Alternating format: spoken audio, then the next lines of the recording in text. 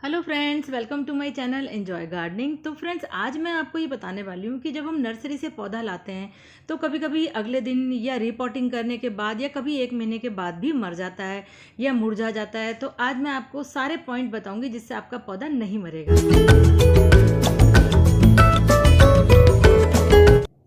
तो ये देखिए फ्रेंड्स, ये जो है नर्सरी से प्लांट हम लेके आते हैं और लाने के बाद हम इनको बहुत अच्छे लगते हैं। हमको ये प्लांट बहुत हरे भरे होते हैं, या फूलों वाले भी लाते हैं तो कभी कभी लाते ही जो है पौधे मर जाते हैं। ये देखिए, ये प्लांट्स मैं नर्सरी से लेके आई हूँ। तो इस तरह के प्लांट जब हम लेके आते हैं तो ये कभी कभी तो देखिए इस तरह से ग्रो बैग में मिलते हैं आपको प्लास्टिक के, और या छोटे छोटे इस तरह से प्लास्टिक के गमलों में मिलते हैं। लेकिन जब इनको रिपोर्ट किया जाता है तो या तो प्लांट अगले दिन मर जाता है और नहीं तो कुछ दिनों बाद मर जाता है, और फिर इस तरह से इनकी हालत हो जाती है। कई बार पत्ते पीले हो जाते हैं तो बहुत ही ज़्यादा दुख होता है। एक ही प्लांट हम बार बार ले ले करके आते हैं और बहुत सारा पैसा हम बर्बाद करते हैं, क्योंकि वो प्लांट लाते हैं मर जाता है, फिर हम दोबारा ले करके आते हैं फिर मर जाता है।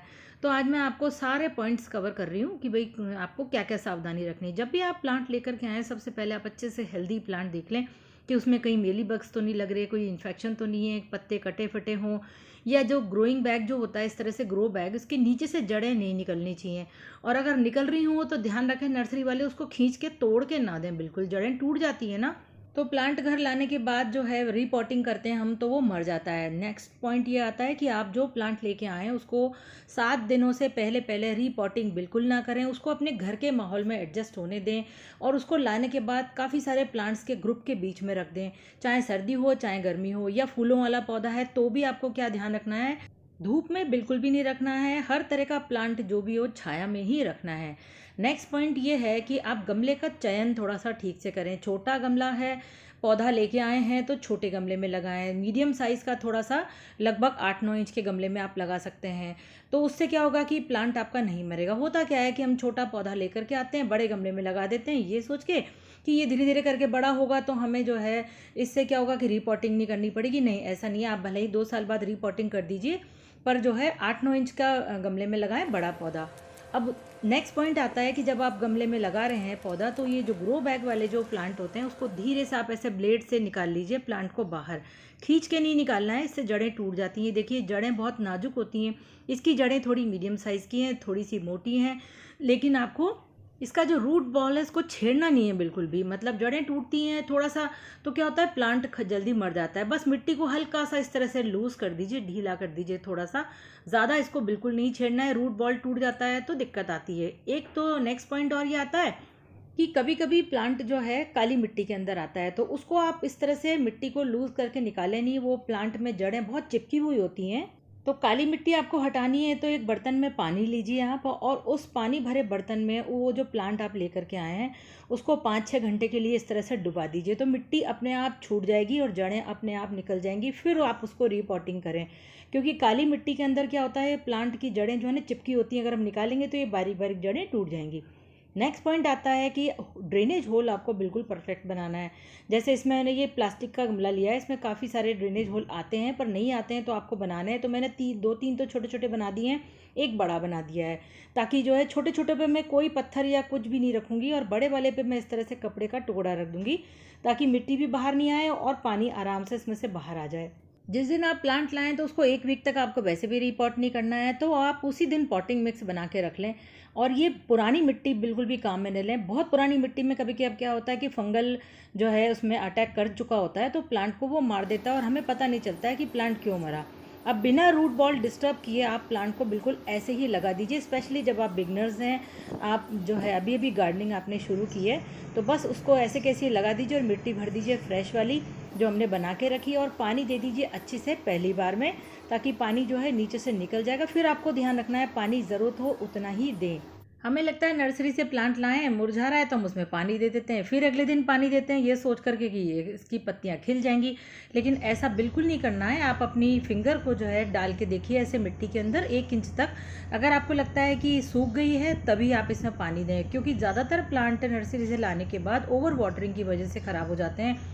और ओवर वाटरिंग की वजह से क्या होता है, ये ज़्यादा पानी हो गया है तो एक तो रूट्स गल जाती हैं, दूसरा उसमें फंगल इन्फेक्शन हो जाता है अंदर ही अंदर, तो हमें मालूम नहीं पड़ता, और नर्सरी से लाने के बाद प्लांट ख़राब हो जाता है। इसके अलावा जब भी आप प्लांट की रीपॉटिंग करें, हमेशा शाम के वक्त करें।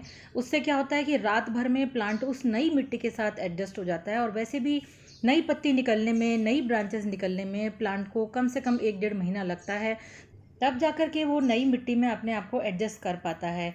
इसीलिए एक तो शाम के समय रिपोर्टिंग करें, 7 दिन से पहले नहीं करें, वरना क्या होता है प्लांट शॉक में चला जाता है। ये देखिए, ये एक फ्लावरिंग प्लांट है, आनंद गंधराज वाला प्लांट है, और इसकी जितने भी फ्लावरिंग प्लांट होते हैं उनमें रूट्स बहुत ही बारीक होती हैं, तो रूट बॉल को बिल्कुल डिस्टर्ब ना करें और उसको ऐसे कैसे ही गमले में लगा दें। प्लांट रीपॉट करते ही आप इसमें बहुत ज़्यादा फर्टिलाइज़र ना दें। हम ये सोच के ज़्यादा फर्टिलाइज़र दे देते हैं कई बार कि इससे प्लांट जल्दी अच्छा होगा, जल्दी ग्रोथ करेगा। ऐसा नहीं है, प्लांट जल जाता है। और केमिकल फर्टिलाइज़र तो शुरू में बिल्कुल ना दें। 1 महीने के बाद आप चाहें तो दे सकते हैं। कभी कभी प्लांट नर्सरी से लाने के बाद ये देखिए इस तरह से जो है शॉक में चला जाता है, जगह उसकी चेंज हो जाती है, तो उसकी वजह से क्या होता है वो अपने पत्ते गिराना शुरू कर देता है, क्योंकि वो वहाँ जिस एनवायरनमेंट में रह रहा था वो एनवायरनमेंट बिल्कुल चेंज हो गया। आपके घर में आके उसको नए प्लांट्स मिले हैं, नए एनवायरनमेंट मिला है, तो ऐसे में क्या होता है अक्सर प्लांट्स जो है शॉक में चले जाते हैं और अपने पत्ते नीचे गिरा देते हैं। ये देखिए, ये मेरा प्लूमेरिया का प्लांट है और इसके काफ़ी सारे पत्ते नीचे गिर चुके हैं। आप घबराएं नहीं, ये नेचुरल प्रोसेस होता है, कभी कभी ऐसा होता है। लेकिन अगर आपके प्लांट के अंदर आप देख लीजिए, अगर ऊपर की तरफ या साइड में जहाँ भी ब्रांचेस हैं उसमें नए नए पत्ते आ रहे हैं, कुछ कलियाँ भी बन रही हैं, हरी हरी कुछ नई ब्रांचेस दिखाई दे रही हैं, तो घबराने की ज़रूरत बिल्कुल भी नहीं है। प्लांट आपका बिल्कुल नहीं मरेगा। वो कभी कभी शॉक की वजह से अपने सारे पत्ते नीचे गिरा देता है और फिर से वापस से नए पत्ते निकल के आ जाएंगे। और आखिर में एक और टिप कि प्लांट अगर आप बड़ा लेके आए हैं नर्सरी से, तो आते ही उसकी ट्रिमिंग वगैरह, काट छांट वगैरह बिल्कुल ना करें।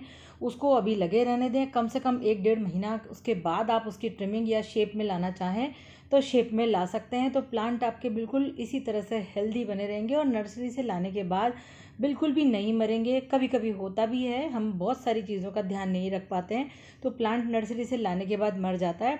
पर उम्मीद करती हूँ जो मैंने आपको वीडियो में जितने भी टिप्स दिए हैं, अगर आप उन सबको फॉलो करेंगे तो आपका प्लांट नर्सरी से लाने के बाद बिल्कुल भी नहीं मरेगा। और दूसरी बात कि आपको सारे रीजंस का पता चल चुका होगा कि नर्सरी से लाने के बाद आखिर प्लांट मर क्यों जाता है। अक्सर फ्लावरिंग प्लांट जो होते हैं नर्सरी से लाने के बाद वो 1-2 दिन में उसमें जितने फ्लावर्स तो होते हैं ना, वो तो बने रहते हैं। उसके बाद क्या होता है कि वो मुरझा जाते हैं और एक भी कली दोबारा से नई नहीं बनती है, नए फ्लावर्स भी नहीं आते हैं, और हमारा जो प्लांट हम खरीद के लाए, पैसे बर्बाद किए, वो किसी काम का नहीं होता।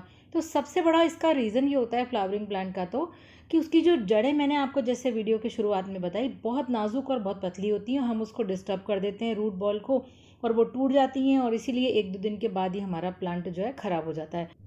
तो फ्रेंड्स, उम्मीद करती हूँ कि जो मैंने आपको जानकारी दी है उससे आपको काफ़ी मदद मिलेगी, और वीडियो अच्छा लगा हो तो लाइक ज़रूर कीजिएगा, शेयर कीजिए अपने फैमिली मेम्बर्स और फ्रेंड्स वगैरह के साथ। सब्सक्राइब करना तो बिल्कुल मत भूलिए। और एक चीज़ और, नोटिफिकेशन बेल प्रेस करिए कि नहीं करी, ताकि आप करेंगे प्रेस तभी तो आने वाले वीडियो की नोटिफिकेशन आप तक सबसे पहले पहुँचेगी। और मेरा कुकिंग का चैनल है जो उस पर मैं बहुत अच्छी अच्छी रेसिपीज़ डालती रहती हूँ। अगर आपको इंटरेस्ट हो तो आप मेरे चैनल को सब्सक्राइब कर सकते हैं, लिंक आपको डिस्क्रिप्शन बॉक्स में मिल जाएगा। फिर मिलेंगे।